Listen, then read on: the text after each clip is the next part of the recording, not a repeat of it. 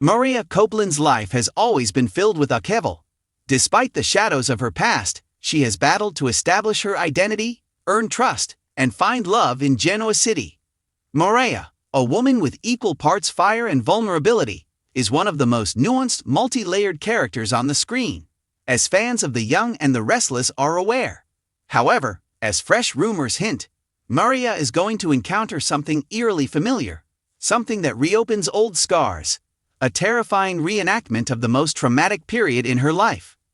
One needs to keep in mind what Maria went through not too long ago in order to appreciate the gravity of what is about to happen. Her only company was a camera and a deranged captor who said it was for her own benefit. She was abducted, detained against her will, and kept alone in a room without a window. She had to battle hopelessness for weeks, and the only solace she had was the unborn child she was carrying for Abby Newman. She was eternally altered by that experience. Maria battled claustrophobia, paranoia, and mistrust of her own environment even after being saved. She attempted to move on without letting fear define her, which put her relationship with Tessa Porter to the test. She was able to take back her life with the help of therapy, family support, and her wife's unwavering love. However, scars that deep never really go away. They wait for the appropriate trigger to open again. Spoilers currently indicate that Maria is going to be pulled back into that darkness by something or someone. It starts off simply enough. Maria begins to notice strange happenings at home and at work. A lost object, an unlocked door despite her insistence that she had bolted it, and enigmatic text messages that disappear before she can reveal them to others.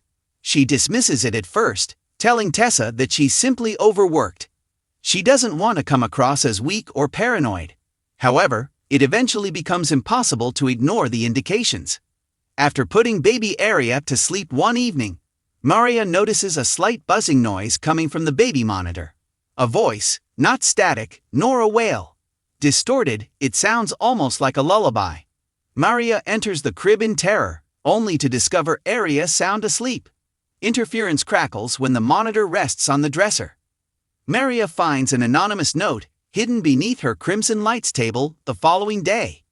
"You know what it's like to be locked away," it says. "You understand how powerless it is.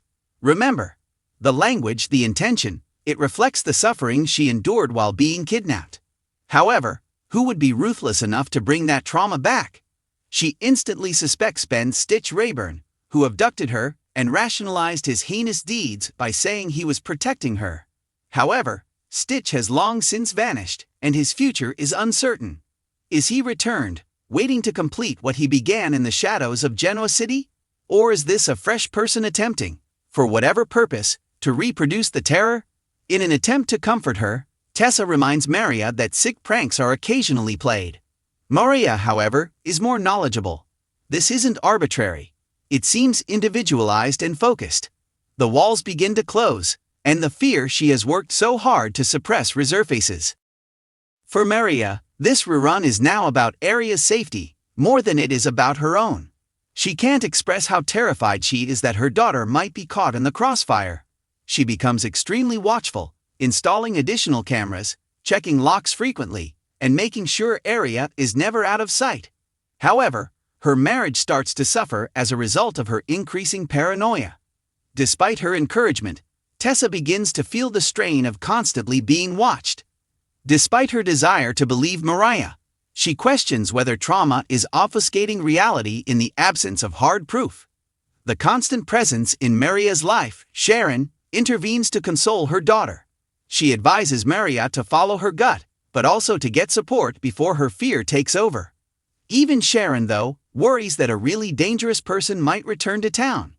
When Chance Chancellor, who is now closely collaborating with the GCPD, becomes involved, the mystery becomes even more complex. Maria describes the unsettling voice on the baby monitor and grudgingly hands him the menacing message. Chance vows to look further, even though he doesn't immediately detect any fingerprints or traceable signals. Soon after, a shadowy figure is seen slipping the note beneath Maria's table in Crimson Light's surveillance film.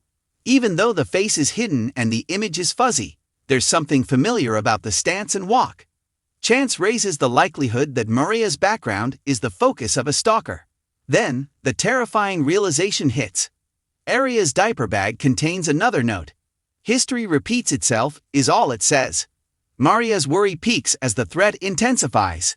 She starts having terrible nightmares in which she relives parts of her incarceration, waking up sweating and certain that she is back in that stuffy chamber. Maria is reassured by Tessa throughout the night, but she can't get rid of the fear that the rerun isn't only psychological. It's also physical, and will happen soon. Her friends support her. Summer and Kyle provide additional eyes on Aria. Being aware of the anxiety associated with fatherhood, Devon and Abby provide their support. Maria feels alone though, as if she is the only one who can really sense the danger, even with all of the love around her. Fans are left in suspense by the plot and the rife speculation in Genoa City. Was it possible that Stitch had come back, his obsession rekindled? Or maybe someone else entirely, a clone, someone harboring resentment toward Sharon's family?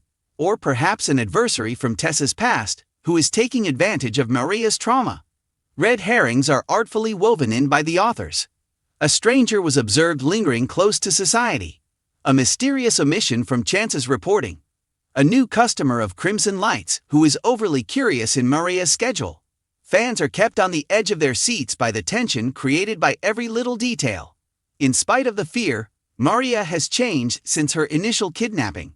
She has become more resilient and stronger. She doesn't allow fear to define her this time. Maria makes the decision to face the threat head-on with Tessa's undying love and Sharon's support. She sets a trap in collaboration with Chance.